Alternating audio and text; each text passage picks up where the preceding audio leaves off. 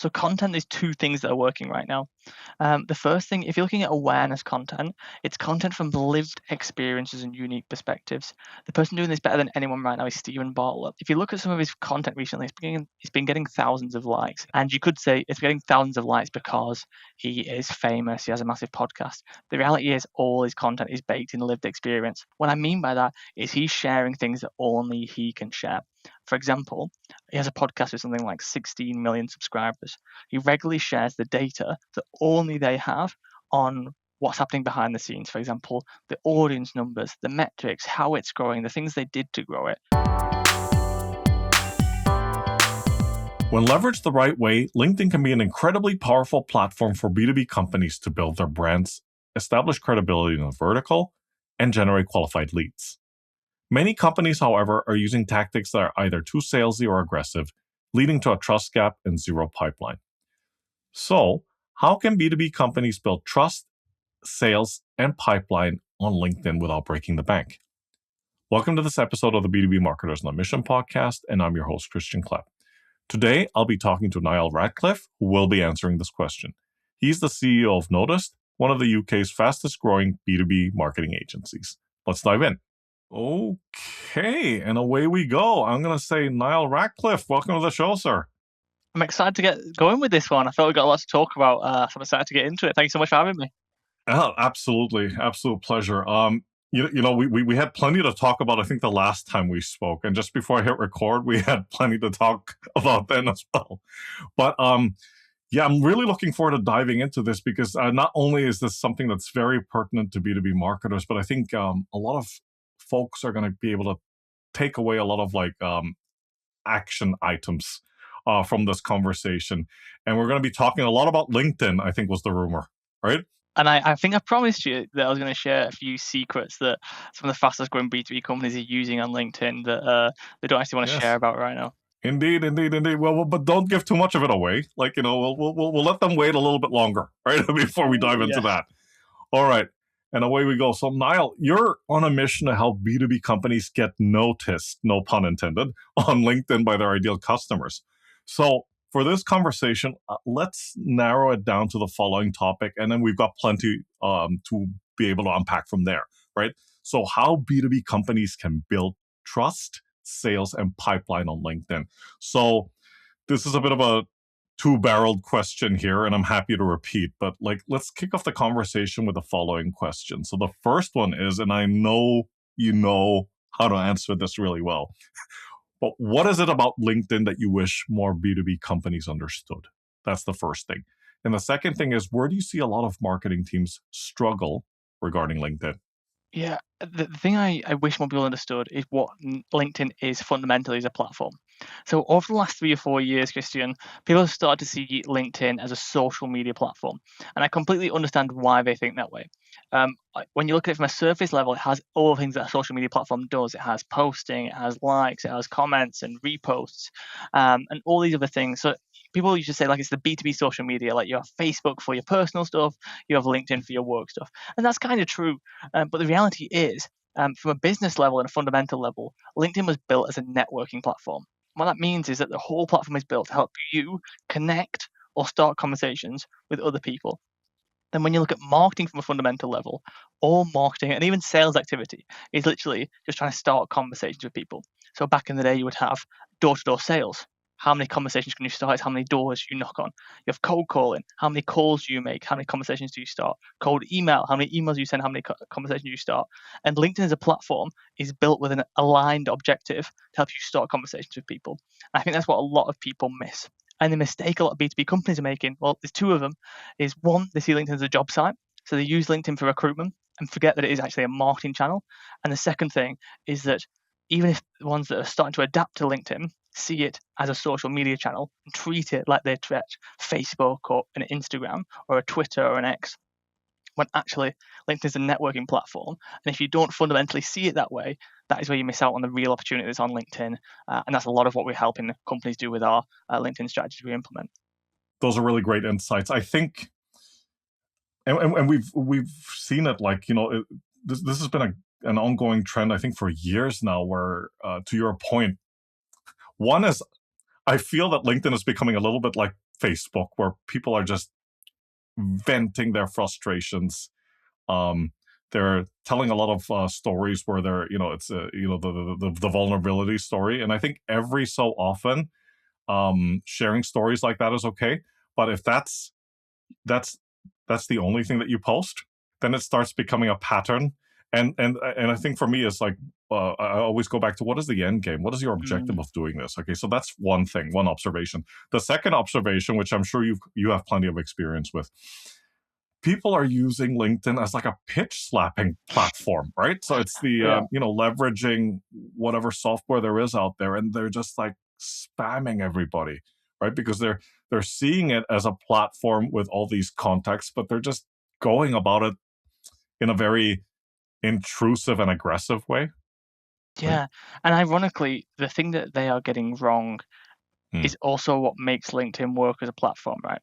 So the reason everyone feels so offended by these like cold pictures in the DMs on LinkedIn is also the reason that marketing on LinkedIn works, because it's person to person interactions. So Christian, I think I get something like 50 to 100 cold emails a day. And cold emails were almost like known that they are pitch slaps. So every cold email we get is a pitch slap. I get probably 2 or 3 cold calls a day. I don't know who's had to leak my number to all these databases. Well, I probably get 2 to 3 a day, and every cold call is, "Hi, Niall, do you want to buy this? Can I sell you this?" And with those, we're trained to do that. So it's ironic that you say on LinkedIn in particular you get pitch slapped, when actually we get pitch slapped across all go-to-market strategies. It's all a pitch slap. The difference with LinkedIn, however, is that it feels much more personal because it's a specific person who's contacted you, and you can see their head and you can see their name, and they've got in contact with you, which is why it feels personal, which is ironically when you reverse it and you start to think about it, doing it the right way, is also why it works, because it's personal to personal. So I don't actually think it's LinkedIn in particular that people pitch slap more than other channels, but it's actually that LinkedIn feels so much more personal than cold email, cold calling, etc. Hmm. Never actually thought about it that way. A personalized pitch slap. Okay. Yeah. But that is true, in fact, because you also get pitch slapped with emails, right? Yeah, And sometimes even in these emails, you'll have the person's e-signature, and they might have their profile picture with, in fact, a link to their LinkedIn profile, yeah, if they are actually legit and genuine, yeah. right? More often than not. Okay, okay. But let me segue to the next question, because based on what you've said, like, what are some of these key pitfalls? And there are many, but what are some of these key pitfalls that teams need to be wary of, that they need to avoid? And most importantly, from a constructive perspective, what should they be doing instead? That's a great question. We could be here all day, Christian, thinking about I know. the pitfalls. Hmm. I like to split LinkedIn up into what we call the LinkedIn pyramid, and there's 4 layers of it. The first layer is positioning. Positioning is the fundamental layer of LinkedIn. And again, people have to understand that because LinkedIn is built like a networking platform, the massive benefit of it is that you have this personal profile or company profile that you're able to build out like a landing page. And by not building it out like a landing page, you're massively hindering any LinkedIn strategy you have. If you have a content heavy strategy, if you have an outreach heavy strategy, if you have an ads heavy strategy, everything leads back to your profile. So, for example, if you're imagine your LinkedIn feed right now, if there's a paid ad on it, you'd see my head, it'd be a thought leader ad. The next step, 9% of the time, people will click on your head, go to your profile, just have a check of who you are. Even before they react to the ad, fill in your lead form, they'll check who you are. And that's a beautiful thing you can control. If I'm running ads on Facebook, for example, it's not natural to go and check the profile out first. If I'm sending a cold email, they might Google me. They might go to AI and search who I am. I can't control the next step as well. But on LinkedIn, with everything that I'm doing there, going to my profile, which allows me to connect the next step and position myself in the right way. Some research came out of Stanford, I think it was in 2018, that said on average, 74% of people judge your profile on LinkedIn in about 3.2 seconds. So you know you're about 3.2 seconds to hook people in and explain exactly what you do. And that is why it's so vital to have your banner professionally designed, with a clear outcome on it, a headshot that's professionally shot as well. I always say to people, when I say professional headshot, they always think they need a studio and everything else. Like an iPhone camera nowadays does such a good job. Just like make sure you're lined. If I took a headshot now, it'd be fine with my iPhone. Just make sure it's well shot, and then a clear, and clear is the key word, outcome that you can provide for people, you have 3.2 seconds to put it across. I think one of the biggest pitfalls is that they forget that fundamental level of, me and you can talk all day about different types of content you can do on LinkedIn, different types of outreach, different types of ads. The reality is the foundational lever of that LinkedIn pyramid, the proper LinkedIn strategy you should be using starts with positioning, and that's getting the profile right and turning it into a landing page.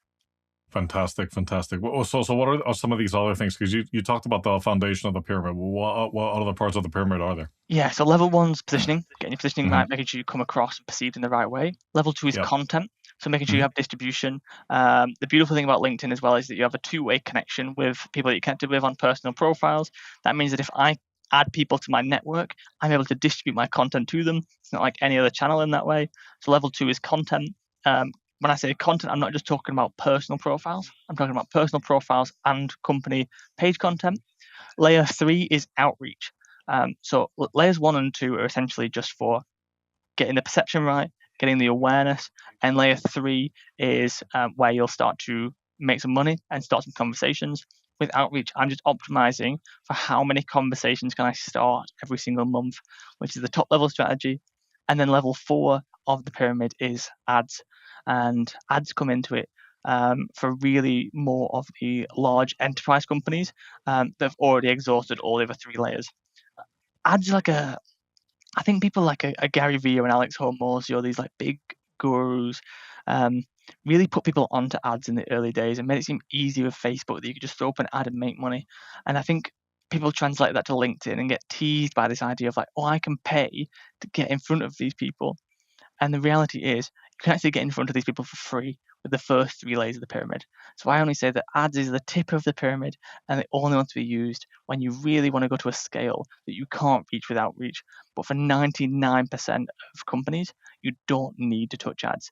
I would say you don't need to touch ads until you can literally set on fire 5,000 a month of your marketing budget without caring where it goes. Once you're at that stage, that's when you have the type of capital that you can spend on a monthly basis to scale it with ads. Other than that, just layer 1 positioning, layer 2 content, layer 3 outreach. Fantastic. I'm glad you brought that up, right?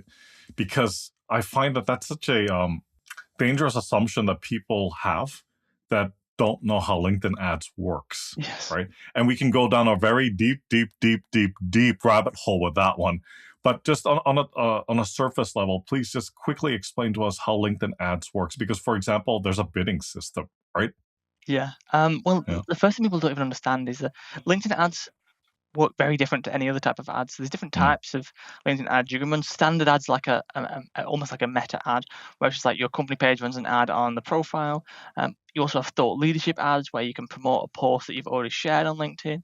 You can have conversation ads where you can essentially send messages to a mass amount of people. But like you said, there's a bidding process where you're setting your budget and what you're willing to go up to. But even without getting too technical, LinkedIn ads are expensive. And the reason they're expensive is because the audience on LinkedIn is so valuable. There's 10 million C-suite execs, 64 million decision makers, and the average salary on LinkedIn for a LinkedIn user is $75,000 a year. It's a massively high value audience, and that's why you're able to bump up the prices of the ads. What it also means is that for most businesses, it just doesn't make sense. Like maybe if you have just 250k average order value and you have experience with ads, but like I said, even then, the first 3 layers will suffice and bring you an ROI that you need. The only reason you want to use ads is if you're really trying to reach a scale of reaching tens, hundreds of thousands of people, and you've already exhausted all the organic channels. Yeah, no, absolutely. And I think it's really important for people to know that, right? Before they start saying like, well, what about LinkedIn ads, right? Because it's tempting, right? I think the attribution is tempting. We once had a client a few years ago, and they were maybe paying us in the low 4 figures, and we were bringing something like 12 new inquiries a month, and they were like, where's our like cost per lead here? We were paying $6 a lead on Facebook. Like why don't we run why don't we run LinkedIn ads and get the same? And it was like, well, yeah, but you're actually getting a dramatically cheaper service working with us than the agency fees you're paying for the meta ads plus the cost per lead as well. And but people love the fact of like, I pay X, I get 1 lead. And that is tempting. But ironically, it's much better to know I reach out to this many people free of charge and I get this many leads, which is a much better equation, even though it's not, I was going to say as traditional, but ironically, ads is quite modern. Absolutely. Absolutely.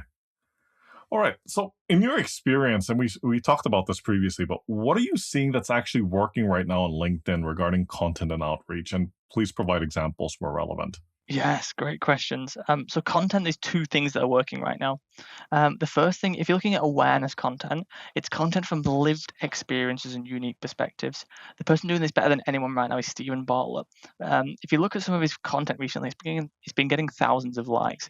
And you could say it's getting thousands of likes because he is famous, he has a massive podcast. The reality is all his content is baked in lived experience. What I mean by that is he's sharing things that only he can share. For example, he has a podcast with something like 16 million subscribers. He regularly shares the data that only they have on what's happening behind the scenes. For example, the audience numbers, the metrics, how it's growing, the things they did to grow it. I could go on LinkedIn right now and I could go on ChatGPT and I could do 10 tips for LinkedIn outreach and I could post that. But also, the other 360 active users on the platform could also do that exact same post. What they couldn't do is explain to you a campaign that we're working on behind the scenes, the data we're seeing on it, and that is something from lived experience. Example, I recently did a post that shared a comparison of my stats of posting articles, 1,000 to 2,000 word articles on LinkedIn versus videos, the stats of what was working and what wasn't. No one else could have shared that post other than me because only I had the data. That is content from lived experiences. Another example would be, let's say Stephen Bartlett did a post about the lessons he learned from being in a house where his parents argued. He could only share that because only he was in the house listening to his parents argue. It's content from lived experience. It's AI proof content. The second type of content that's working is what we call fishing content. So what fishing is in the wild is obviously you have a fishing rod, you throw it into a river, a lake, whatever. It has a hook and bait, and you see which fish bite on it. And when we're thinking about generating leads on LinkedIn, and we want content to aid that, we do fishing content. So what we do is we create content in our niche directly to our ICP. For example, for us, I might be explaining LinkedIn outreach or LinkedIn in general as a marketing platform. And we will make it as high utility as possible. When I say high utility, I mean as useful and actionable as possible in the next 60 minutes. So if I see a post that's like, I explain exactly how to optimize your LinkedIn outreach campaign, that is massively useful for anyone doing LinkedIn outreach, and they can go and action that in the next hour. I focus on high utility content, and the reason I do that is that I want to see who's putting their hands up that are interested. So if a CMO engages on my content around how to optimize your LinkedIn outreach campaign, I know that is a CMO that is interested in LinkedIn outreach, which is essentially intent for our sales team to reach out to them. If I did a post that was on a story of how I learned a lesson by walking around a lake, I could have 1,000 likes on it, but that is not, there's no intent there, there's no hand raisers. So the two types of content: awareness, that you're focused purely on lived experiences and unique perspectives, and then you're fishing, which is really high utility and make sure to be in your niche. And honestly, there's not many things outside of that are working at all right now. Absolutely, absolutely.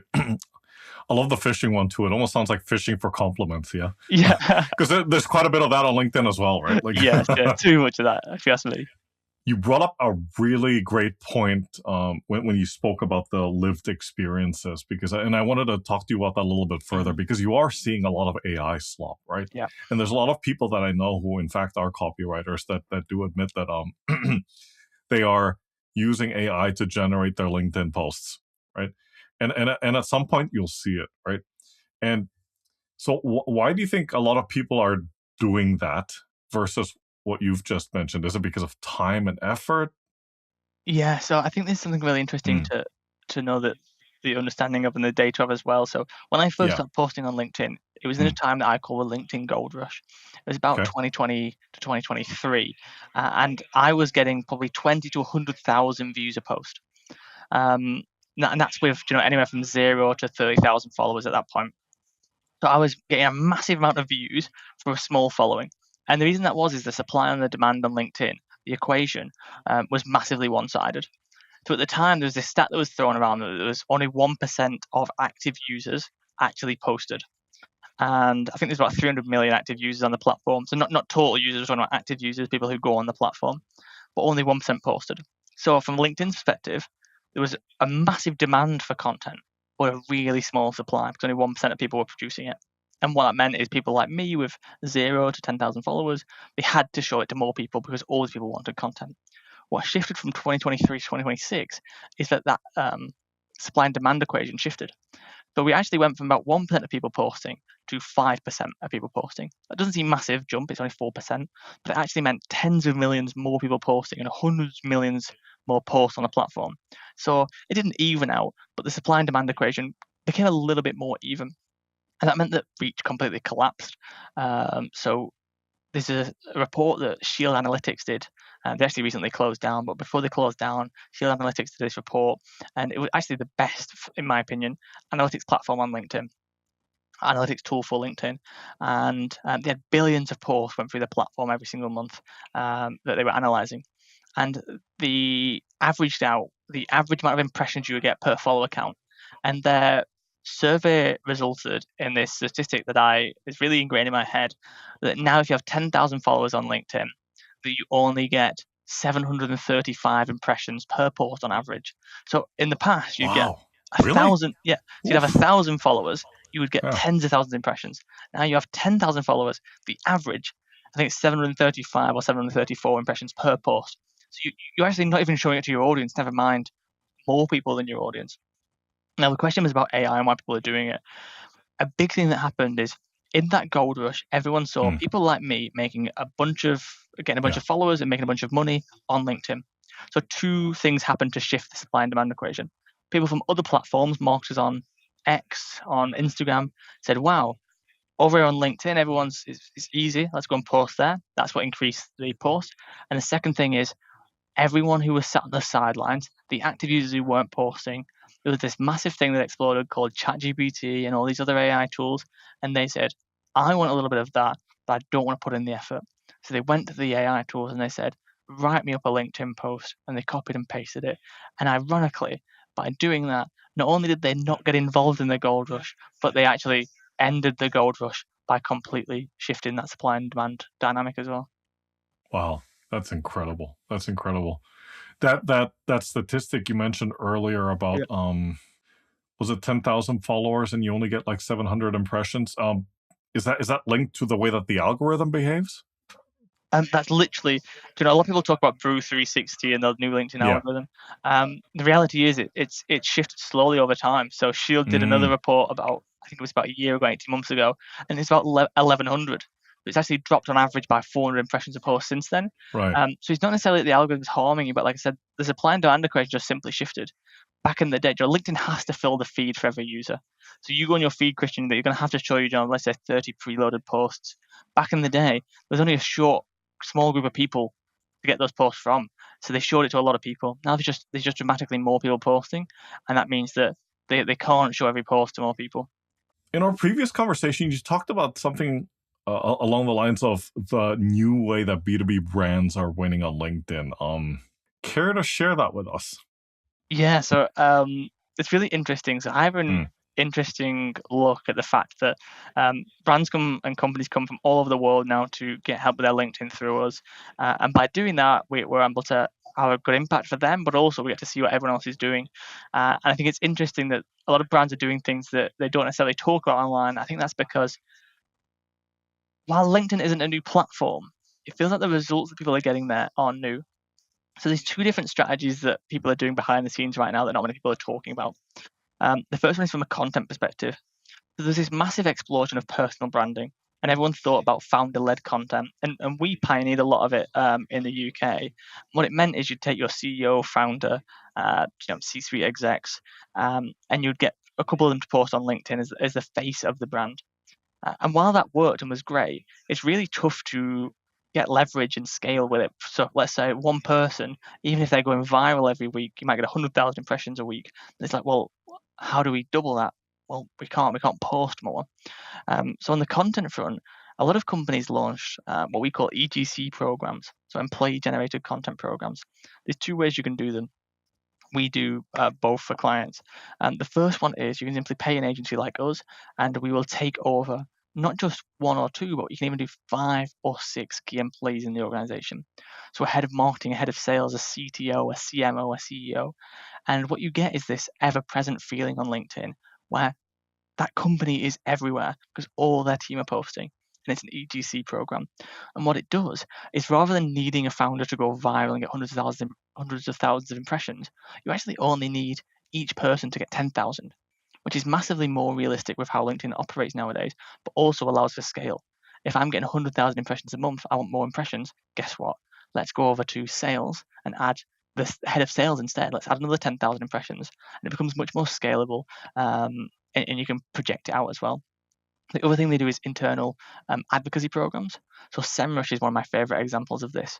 SEMrush actually hired, I think it was only a small team of 2 or 3, to literally, the only job they had is to encourage the other SEMrush employees to post more about SEMrush online. And what that meant is SEMrush literally they went from something like 100,000 followers to 500,000 followers, not by increasing their company page content, but by getting more of their team to talk about SEMrush. And it gave this feeling that SEMrush were everywhere, especially in 2024 and 2025. And what that meant is it's an incentive structure. So if you get a certain amount of followers, you get this reward, a certain amount of impressions, you get this reward. And it means that you can get your whole organization at scale to start posting on social media without actually spending much money. So they're the two things from a content perspective. And I don't think anyone's really talking about it. I think SEMrush in particular really tried to keep it undercover. HubSpot is another example. HubSpot actually admitted, their CMO admitted in a podcast that they are, in their interview process, they're currently looking for, in normal roles, all roles on the company, creator profiles. What that means is, let's say they're hiring for a SEO writer, they're still looking for someone who can create content. So almost a tick box in their interview, which is a bonus point, is you are a content creator. And the reason they're doing that is that they understand that these EGC programs and getting your whole team to post can be massively valuable from a brand awareness perspective. You no longer need to spend hundreds of thousands on ads to get the brand out there. Instead, you just encourage your employees to post. And a really easy way to do that is just hiring people who are already posting, which is what HubSpot are doing. So it's basically somebody, like you said, that's already posting. They have already things on LinkedIn, or they're already writing articles on LinkedIn, things of that nature, right? Exactly. And ironically, we did it accidentally when we first launched. One thing I talk about a lot is, I think it was in 2025, 2024 now, we did 17 million impressions on LinkedIn with a company page that only had 5,000 followers. But the key is that the impressions were an accumulation of our entire team becoming content creators rather than trying to pack everything into one page, one profile, which has been becoming increasingly harder. Yeah. No, that's incredibly interesting. Let me just take a step back and just recap this a little bit. All right. So 3 things that you were talking about, right? This is the juicy stuff, folks. Like, just get a serviette and wipe your mouth.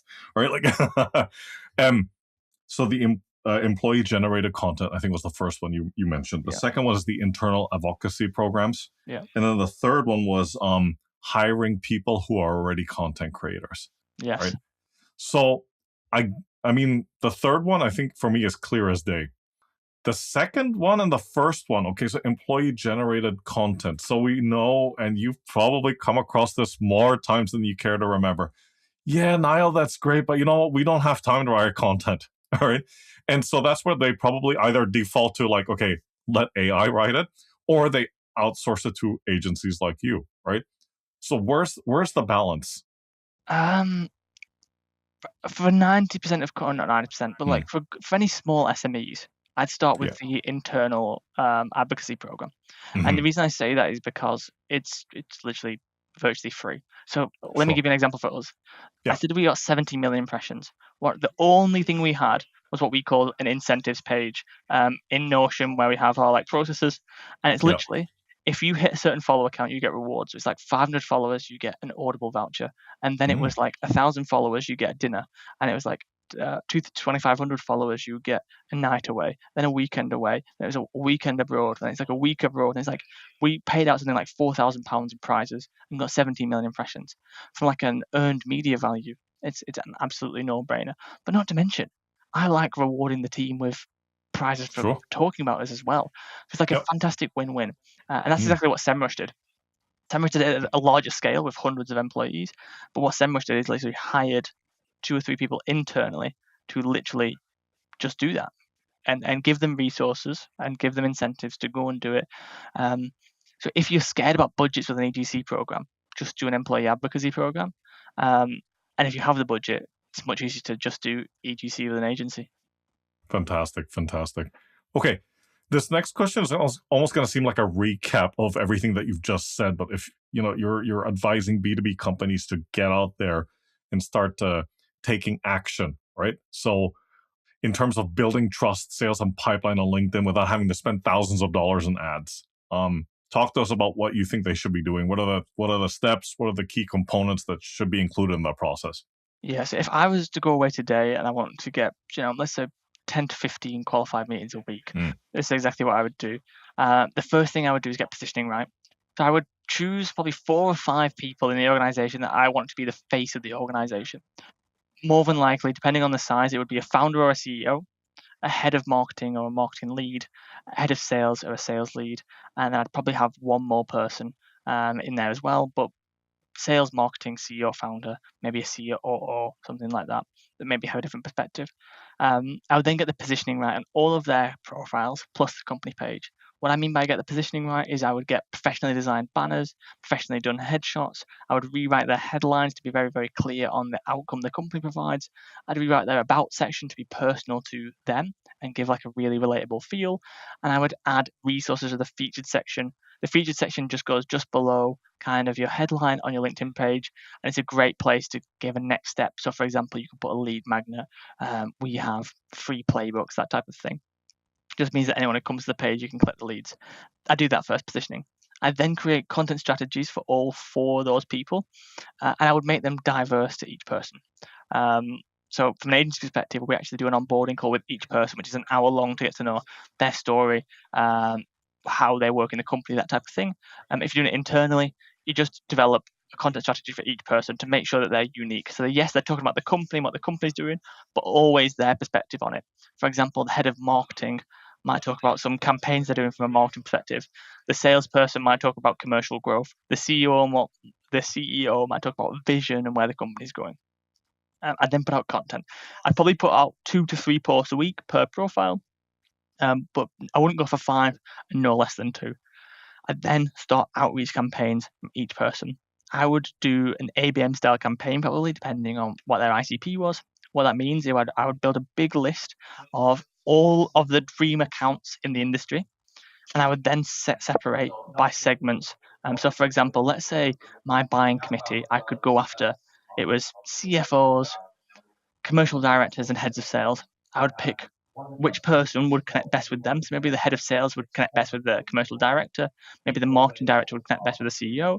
And I would set outreach campaigns for all of these people to go to those target audiences. My outreach campaign would be asset led. So what I mean by that is I would create an asset that was valuable to my ICP. For example, let's say my ICP are really interested in how to use AI automation in their marketing. I might create a quick 2-page PDF that explains the different ways that the fastest growing brands are using AI automation in their marketing. I would create that PDF, and my first message would be really conversational. I would say, "Hi, love what you're doing at this company. You guys are absolutely killing it at the minute. I put together this PDF. I've been sent out to companies like yours that are at this staff range and growing quickly. I thought it might be useful for you guys. Or are you against me sending it over?" It's really soft where like they'll either ignore you and say, "No, I'm not wanting it," or they'll say, "No, just feel free, just send it over. I'd love to have a look." It's really soft, but I'm showing it with value. I always say this: you'd never like knock on someone's door and just like have nothing to offer them. If you go to a wedding, you bring a gift. If you go to someone's house, you bring like wine. So in a sales conversation, I want to do the same thing. So I'd show up like that, and that is literally it. I'd manage all their inboxes in one inbox called a uni inbox. And I would have a sales rep whenever a reply comes in, getting back to them straight away to start the sales conversation, or calling them using other channels to start that conversation as well. But that's really, really simple, and that would compound over time. So I get the positioning right, I start posting content, and I then do outreach. The key thing about LinkedIn not to forget here, and why content is important, is when you do outreach campaigns on LinkedIn, they all start with a connection request. So I might send a connection request to you, Christian, and then I might try and send you a message. You might think, you know what, I don't want his AI automation guide right now. So you ignore it. Because we're connected, you'll then see my content on your feed next week. And it might be in 3-4 weeks' time, or 3, 6, 9 months' time. But you actually say, do you know what, we need to be doing more AI automation. That guy sent me a message, and then you'll go back to it. And with that there, 4 people, I could start 12. I'd reach out to about 2,400 prospects a month, and I'd probably be starting anywhere between 100 to 200 conversations a month, positive conversations, which is a lot more than you would get with the type of budget that type of campaign would cost. Yeah, no, that's an absolutely amazing plan. I wonder. Here's my reservation with that approach. I know you've got a good answer for this, right? Because you're talking about focusing on these specific roles within the companies, right? So you've got the founder, CEO, CMO, sales, and all that, and then you're developing content strategies for each of these 4, providing unique perspectives. How do you make sure that you try to tie it all together, that it doesn't, they all talk about the company in their own way, but how do you make sure that it doesn't go off tangent, right? In a very fragmented direction. And that's I think that's the word I'm trying to look for. How do you make sure that the approach is not fragmented? Ironically, I want it to be a little bit fragmented. Okay. I want my head of marketing talking about different things from my other person, and there's simple ways that you can actually bring it together, even if you're talking about completely different topics.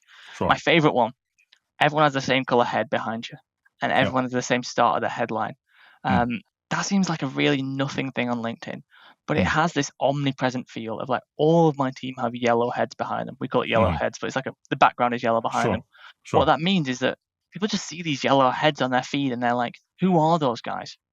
And I might be talking about my entrepreneurial journey. My internal marketing person might be talking about a campaign that's coming up. My co-founder might be talking about endurance events. But no matter what, it's bringing people in for different reasons. Maybe someone is interested in ultramarathons, like my co-founder, and comes across his post because of that.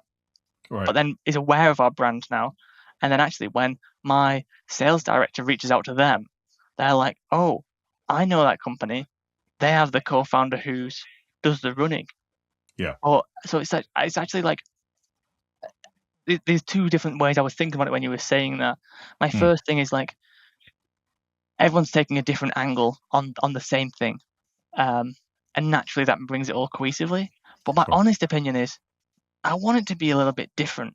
I want the people who will relate to, for example, a female who is head of sales is a very different person to who might relate to a male head of marketing, or someone who is into endurance sports versus someone who is into knitting. And by talking about knitting, you might bring in a different type of audience than you would talking about endurance sports. So by being fragmented, is ironically sometimes an advantage as well. Okay. Sounds good. Niall, this has been a great conversation. Thank you so much for coming on the show and sharing your experience and expertise with the listeners. Please, quick introduction to yourself and how people out there can get in touch with you. So the easiest way to get in touch with me is through LinkedIn. Niall Ratcliffe, just search me there. That was an obvious one, right? Other than that, if you're interested in what we do or need help with LinkedIn, just go to notice.co and you'll find us there as well. Fantastic. Once again, sir, thanks for your time. Take care, stay safe, and talk to you soon. Thanks so much for having me. All right. Bye for now.